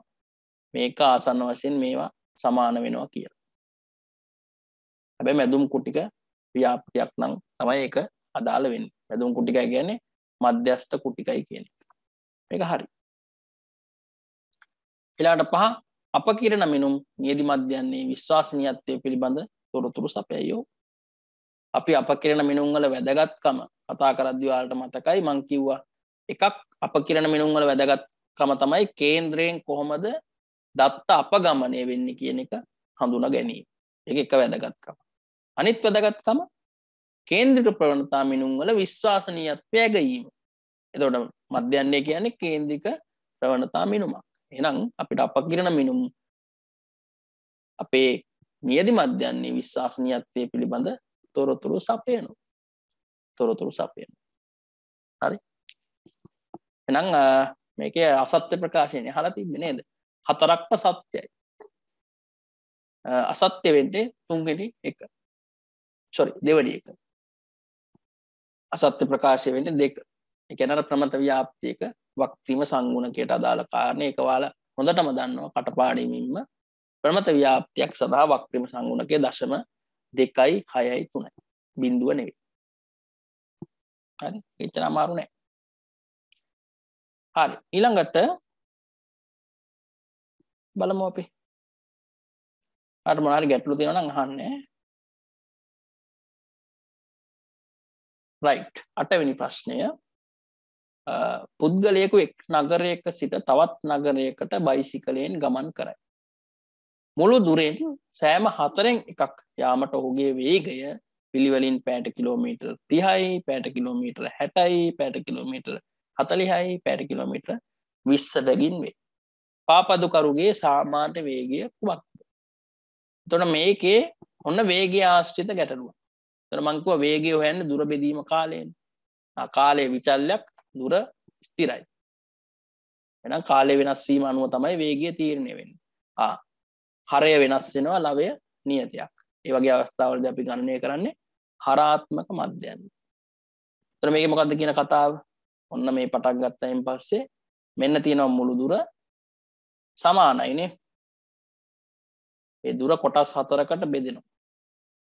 පළවෙනි කොටස යන්නේ 30ක වේගයෙන්, දෙවෙනි කොටස යන්නේ 60ක වේගයෙන්, තුන්වෙනි කොටස යන්නේ 40ක වේගයෙන්, හතරවෙනි කොටස යන්නේ 20ක වේගයෙන්. එහෙනම් මේක හරාත්මක මධ්‍යයන්නේ ගණනය කරන්න ඕන. හරාත්මක මධ්‍යයන් H නේද? harmonic mean කියලා කියන්නේ. ඉංග්‍රීසි. ඒ නිසා අපි H ගන්නවා. කොහොමද harmonic mean එක හොයන්නේ? සාමාන්‍යයෙන් n බෙදීම නේද? 1 යට x1 ධන 1 යට x2 ධන ආදී වශයෙන්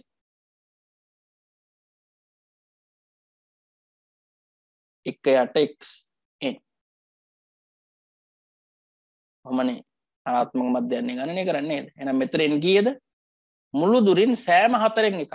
එහෙනම් n 4යිනේ. දුරවල් 4ක්. n 4යි. එක යට x1 කියන්නේ පළවෙනි වේගය 30යි. ධන එක බෙදීම 60 දෙවනි වේගය ධන එක බෙදීම 40 ධන එක බෙදීම 20. ඕක සුළු කරගන්න. එහෙනම් අපි ගමු පහළ ටික. එක බෙදන්න 30න් ඒකට එකතු කරන්න එක බෙදන්න 60න් ඒකට එකතු කරන්න එක බෙදන්න 40න් ඒකට එකතු කරන්න එක බෙදන්න 20. එතකොට එනවා 0.125. 4 බෙදන්න 0.125. උත්තරය එනවා 32. උත්තරය 32. හරි. උත්තරේ 32. උත්තරේ 32 තියෙන එකක් තියෙනද? ඔව්. මෙදී මෙන්න පැයට කිලෝමීටර් 32. නම් හරාත්මක මධ්‍යයන්නේ ගණනය කරන්න තියෙන බොහොම ලේසි ගාණක්. හරි. බොහොම ලේසි ගාණක්. උත්තරේ 32යි. හරි. හරාත්මක මධ්‍යයන්නේට අදාළ මෙන්න මේ සමීකරණය මේන්න මේ සමීකරණය මතක තියාගත්තම ඒකට ආදේශ කරලා ගැටලුව හදන්නයි තියෙන්නේ. හරි. ඒතර අමාරු නෑ නේද MCQ ප්‍රශ්න ටික?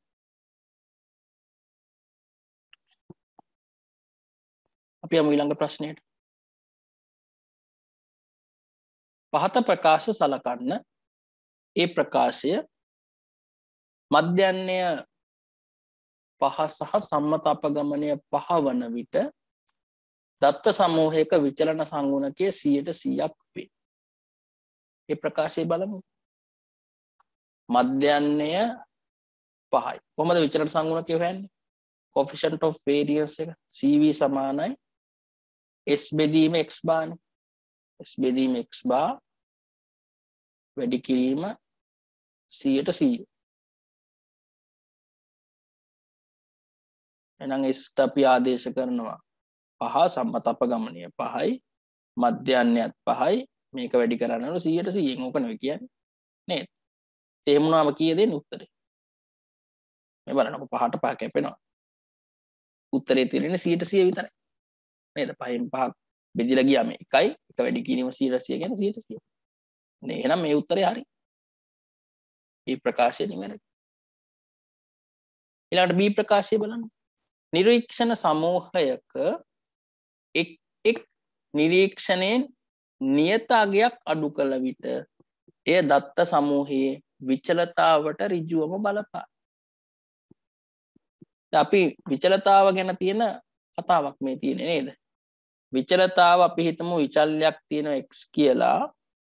එයාගේ හිතන්නකො 10 25 5 කියලා අගයන් තුනක් තියෙනවා කියලා. මෙයාගේ හැමෝගෙම අපි එකම අගයක් අඩු කරනවා.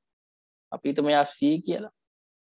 10 ඍණ c 25 ඍණ c 5 ඍණ c. නියත අගයක් අඩු කරොත් හැම නිරීක්ෂිතයකින්ම අපි ඉගෙන ගන්නවා විචලතාවට කිසිම බලපෑමක් වෙන්නේ නැහැ. කිසිම බලපෑමක් වෙන්නේ විචලතාවට. නියත අගයක් එකතු වුණා හෝ නියත අගයක් අඩු වුණා කියලා විචලතාවට කිසිම බලපෑමක් වෙන්නේ නැහැ. බලපෑමක් වෙනවා මධ්‍යන්නයට. මධ්‍යන්නේ අදාළ නියත අගයෙන් වෙනස් වෙනවා. එකකින් නම් එකතු කරගෙන ගියේ එකකින් වෙනස් වෙනවා. එකකින් නම් අඩු කරගෙන ගියේ එකකින් අඩු වෙනවා. ඒ හැරෙන්න විචලතාවට කිසිම බලපෑමක් වෙන්නේ නැහැ. මොකද විචලනයට බලපෑමක් වෙන්නේ නැහැ. මේක වෙනස් වෙන විදිය වෙනස් වෙන්නේ නැහැ. හරි. ඒ නිසා මේ ප්‍රකාශය වැරදි. නිරීක්ෂණ අඩු කරා හෝ එකතු කරා කියලා කියන්නේ නියත අගයක් අඩු කළා හෝ එකතු කළා කියලා විචලතාවට බලපෑමක් සිද්ධ වෙන්නේ. මේ ප්‍රකාශය වැරදි. C දත්ත සමූහයක විචලන සංගුණකය ඉහළ නම් CV ඉහළයි. මෙයාගේ ඉහළ නම් අපි දන්නවා සංගත බවට මොකද වෙන්නේ? සංගත බවට එයා පහළ යනවා. දත්ත සංගත වෙන්නේ නැහැ. හරි. නම් විචලන සංගුණකය ඉහළ නම් දත්ත සංගත බවින් අඩු. ඒ ප්‍රකාශය නිවැරදි. C ප්‍රකාශය නිවැරදි. එහෙනම් නිවැරදි පිළිතුර වෙන්නේ අංක 3. ගේමක් නැහැ. හරි. තප්පර කීයද යන්නේ?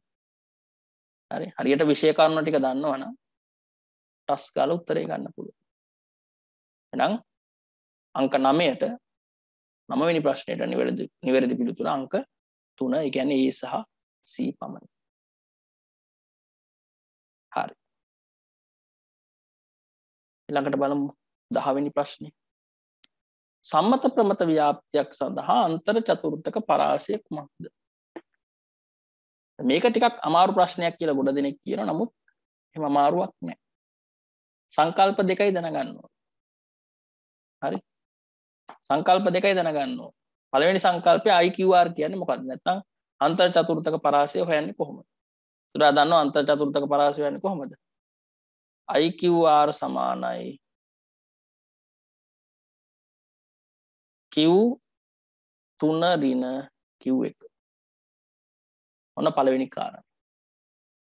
මේ සූත්‍රය දැනගන්න ඕනේ මේ සමීකරණේ. දෙවෙනි එක සම්මත ප්‍රමත ව්‍යාප්තියක් නිරූපණය කරගන්න පුළුවන් වෙන්න ඕනේ සහ ඒකේ කලාප ටික වෙන් කරගන්න පුළුවන් වෙන්න ඕනේ.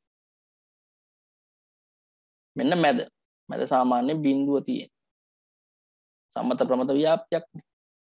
ඉතින් එතකොට මේ දත්ත ව්‍යාප්තිය ඔයා දන්නවා මෙහෙම හරි මැදින් වෙන් වෙනකොට මේ පැත්තට 150ක් යනවා මේ පැත්තට 150ක් යනවා. ඒ වක්‍රයත් හරි මැදින් වෙන් කරොත් මෙන්න මේම හරි මැදින් වෙන් කරොත් මෙතන කොටස කීයද? මෙතන කොටස 0.25. මෙතන කොටසත් 0.25 නේ.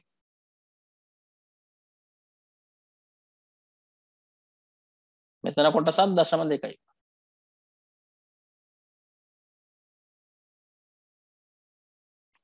මෙතන කොටසත් 0.2.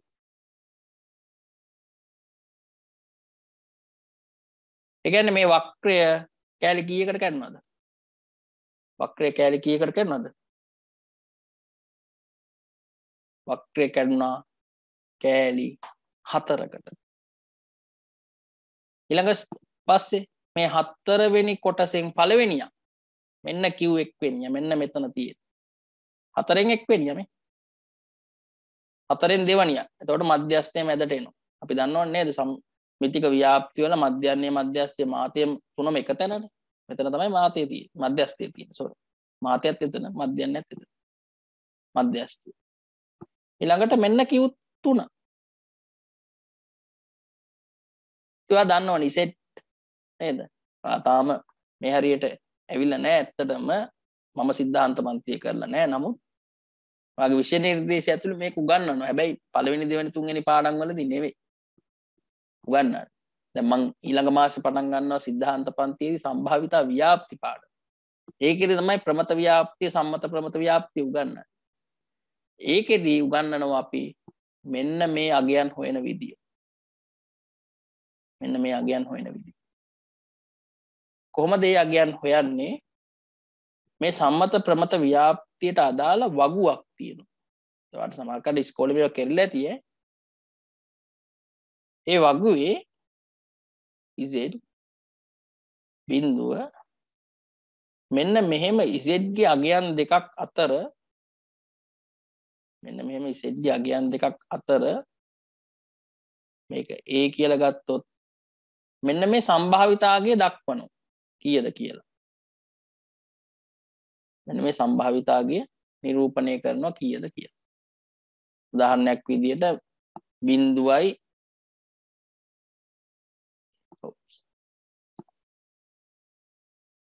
බිඳුවයි 1යි අතර සම්භාවිතාව කීයද? ඒ විදිහට නිරූපණය කරනවා. දැන් මෙතන අපිට ඒක අනිත් පැත්ත තියෙනවා. අනිත් පැත්ත තියෙනවා කියන්නේ අපිට සම්භාවිතාව දැන් දීලා තියෙනවා. සම්භාවිතාව දීලා තියෙනවා 0.25. දැන් අපිට පුළුවන් සම්මත ප්‍රමත ව්‍යාප්තියක වගුව ඇසුරෙන් 0.25 වෙනකොට මෙතන අගය හොයාගන්න. මෙතන අගය හොයාගන්න. හරි. උතර මම සම්මත ප්‍රමත ව්‍යාප්ති ගැන ගැටලු කරනකොට මේවා වැඩිපුර කරනවා. එතකොට එහෙම අගේ හෙව්වොත් මෙන්න මෙතෙන් දෙනවා කීයක් දන්නවද? මෙතෙන් දෙනවා 0.6යි 7යි 5. මෙතෙන් දෙනවා 0.6යි 7යි 5.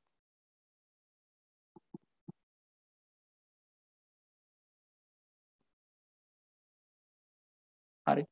ඉසෙට් වගුවක් ඔයාලට හම්බ වෙලා ඇති සමහරක් විට ඔයාලගේ ගයි. ඔය ලඝු හදන එහෙම පොතක් තියෙනව නේද සංඛ්‍යාන වගු පොත.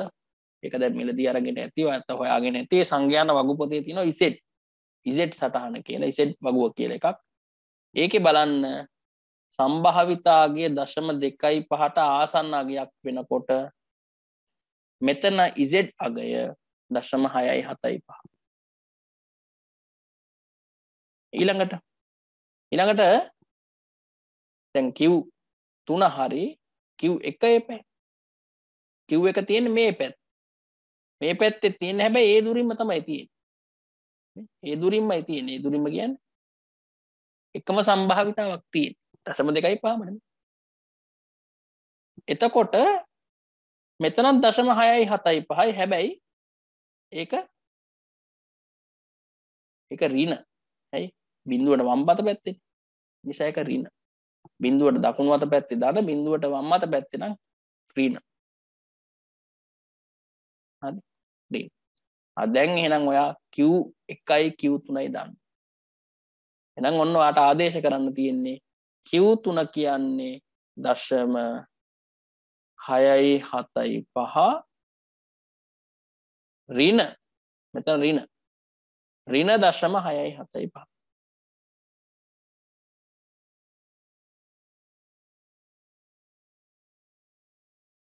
ඍණයි දාන වෙනවා. එහෙනම් ඔයාට දැන් 0.6යි 7යි 5ට එකතු කරන්න තියෙනවා 0.6යි 7යි 5ක්.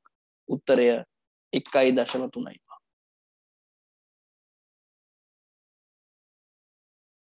උත්තරය 1.35. අන්න ඒක ටිකක් නේද?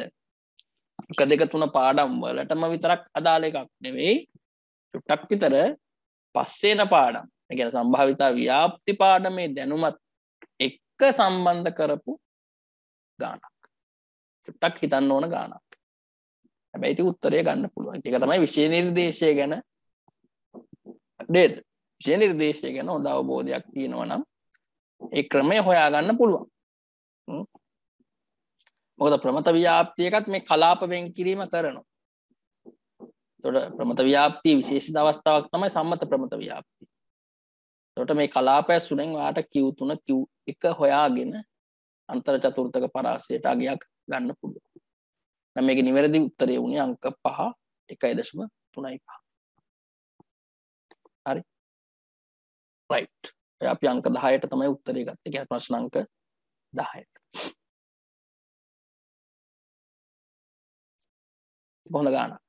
හරි. පහුගිය අවුරුදු කිහිපෙම මේ જાති ගානක් ඇවිල්ලා නැහැ. මේ පාර අලුතෙන්ම ආපු ටුටක් හිතන්න තිබ්බ ගානක්.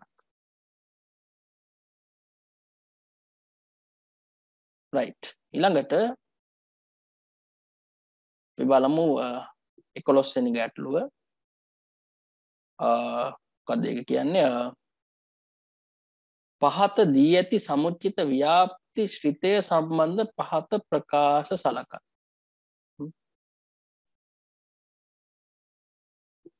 පහත දී ඇති සමුච්චිත ව්‍යාප්ති ශ්‍රිතය කියන්නේ උගිවිය නේද? උගිවිය සම්බන්ධයෙන් ඔයාට තියෙනවා ප්‍රකාශ කිහිපයක් සැලකිල්ලට ගන්න.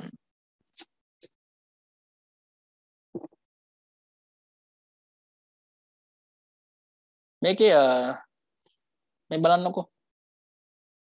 දැන් මේකේ ඒ ප්‍රකාශය කියන එක ගත්තොත් එහෙම දැන් මේකේ වාගේ 140 නේ තියෙන්නේ.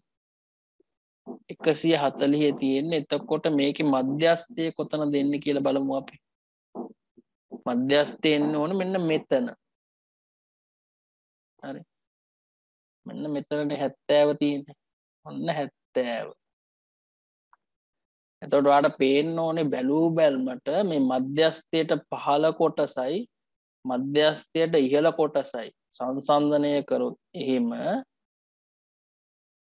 ඒ වායේ තියෙන දුරවත් නේද? මම ඔයාලට තව ඉරකින් එක ඇඳලා පෙන්නන්නම්කෝ. දැන් මේ පරාසය පටන් ගන්න මෙතනින්නේ. මේ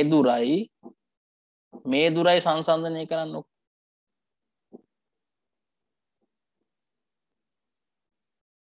මෙන්න මේ කොටසයි සංසන්දනය කරා නම් ඇති.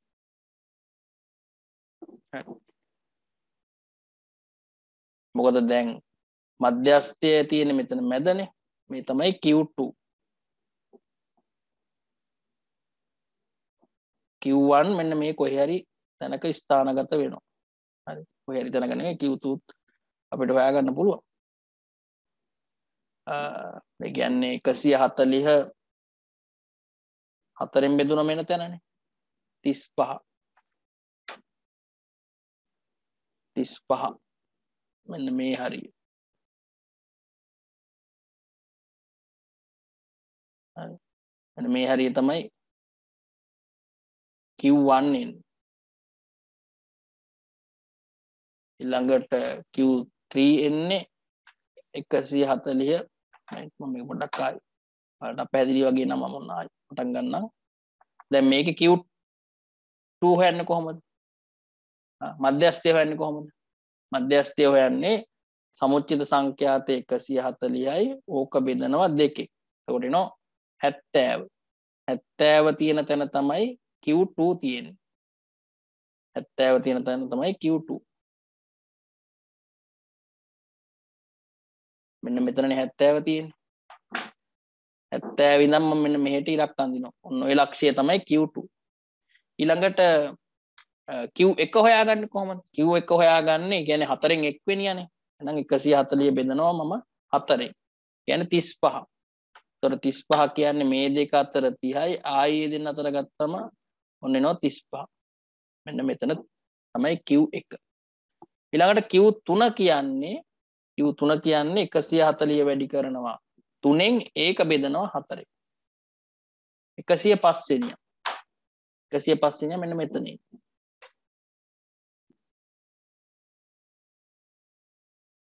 හරි. ඒතර අපි ගත්තොත් දල වශයෙන් මෙතන ඉඳන් මෙන්න මෙතෙන්ට පොඩි දුරක් නේ තියෙන්නේ මේ.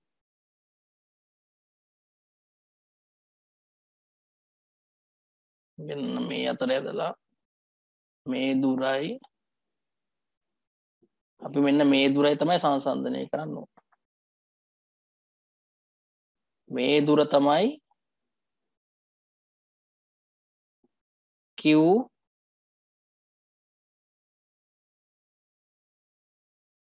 Q2 ඍණ Q1 කියන්නේ මෙන්න මේ දුර. ඊළඟට මේ දුර ඇවිල්ලා Q3 ඍණ Q2. හරි. එතකොට පේනවා මේ දුරට වඩා මේ දුර විශාලයිනේ. Q2 ඍණ Q1ට වඩා මේ තියෙන දුරට වඩා Q3 ඍණ Q2 විශාලයි. එහෙනම් මේක වෙන්න බෑනේ කොහොමද? මේ සමාන වෙන්න බෑ. මේ වෙනස්වල් සමාන වෙන්න බෑ. හරි. මට ඕන මේ අගයන් ගන්න ක්‍රමයක් නැහැ. අගයන් දීලා නැහැනේ පහලට. වාට මේ ගන්න ගැප් එකෙන් පේනවා Q2 ඍණ Q1 දුර මෙන්න මේ දුර චූටි මේ දුරට වඩා. හරි. ඔය ඉරි කැලේ දෙක දැක්කම පේනවා. එහෙනම් මේ දෙක සමාන වෙන්න බෑ. හැබැයි මේක හරින්නේ. B හරිනේ. Q3 ඍණ Q2 විශාලයි Q2 ඍණ Q1 ඒක හරි. ඒක හරි. ඊළඟට ව්‍යාප්තියේ කොටු කෙඳි සටහන ඇඳ නම් මොකද වෙන්නේ? මේකට අදාළව කොටු කෙඳි සටහන ඇඳ නම් ඔන්න x ඔයා කොටු කෙඳි සටහන ඇඳ නම් එහෙම හරි. ඔන්න මධ්‍යස්ථය තියෙනවා මෙන්න Q1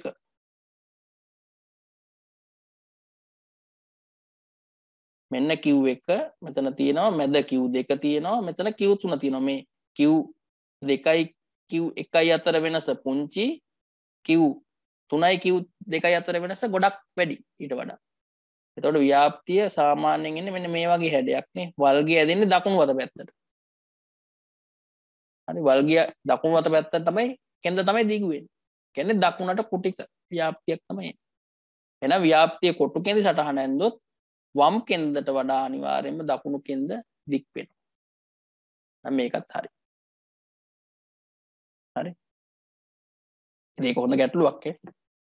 සමුච්චිත ව්‍යාප්තිය ඇසුරෙන් මධ්‍යස්ථය කියන්නේ Q2 ඊළඟට Q3 Q1 කොහෙද තියෙන්නේ කියලා හඳුනා ගන්න ඕනේ. ඒ ඇසුරෙන් බලන්න ඕනේ Q2යි Q1යි අතර වෙනස. ඒ වගේම Q3යි Q2යි අතර වෙනස. ඒ වෙනස සංසන්දනය කරලා අපිට කියන්න පුළුවන් එක පැත්තකින් වෙනස විශාල වෙනවද නැද්ද? ඒ වගේම කෙන්ද කොටු කෙන්ද සටහනක් අඳිනවා කියන්නේ ඉතින් මේ ગેප් එකනේ. ඒ කෙන්ද දික් වෙන්නේ දකුණු පැත්තේද වම් පැත්තේද කියලා හඳුනා ගන්න පුළුවන්. එහෙනම් B ප්‍රකාශයත් හරි C ප්‍රකාශයත් හරි නිවැරදි පිළිතුර වෙන්නේ අංක 4. නිවැරදි පිළිතුර වෙන්නේ අංක 4. හරි. ඒක ක්ලියර්ද? කාවින්ද්‍ය කෞශල්‍ය උපේ. ඒකට උත්තරය ගත්ත විදිය ක්ලියර්ද?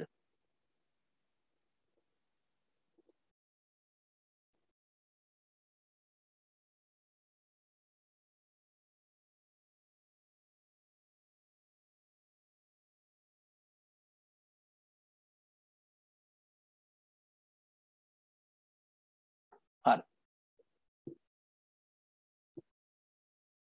රයිට්. හොඳයි. එහෙනම් අපි යමු බලන්න ඊළඟ ප්‍රශ්නෙට.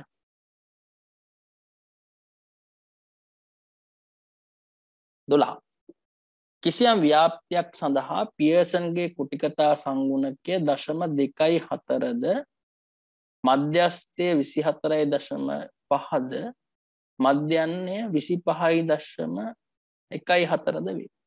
ව්‍යාප්තියේ විචලතාව කුමක්ද?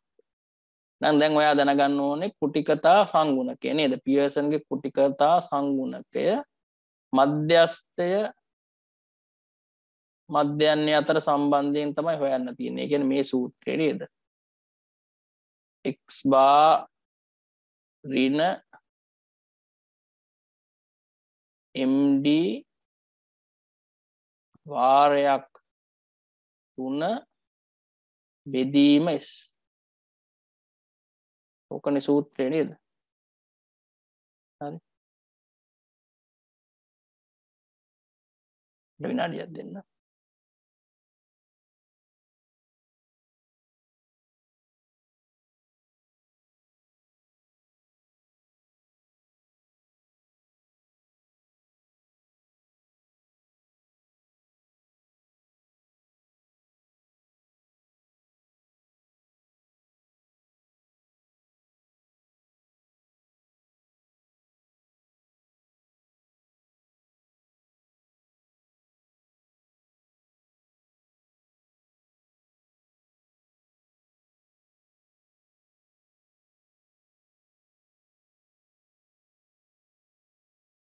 හරි. එහෙනම් අයින් වුණානේ. මොකද්ද සූත්‍රය? පියර්සන්ගේ දෙවන කුටිකතා සංගුණකය. හරි. කාල් පියර්සන්ගේ දෙවන කුටිකතා සංගුණකය x bar මධ්‍යයන්යෙන් අඩු කරන්න ඕනේ මධ්‍යස්ථය ඒකෙත් 3න් ගුණ වෙන්න ඕනේ බෙදන්න ඕනේ s කි. ඒ සමීකරණයට ආදේශ කරන්න තියෙනවා. 0.24යි ඊළාට වරහන් ඇතුළේ x bar 25.14 ඍණ මධ්‍යස්ථය 24.5 බිංදුවයි. ඕක බෙදන්නේ s කින්. s තමයි අපිට ඕනේ. හරි. මේකේ තව එන කොටසක් ඈ.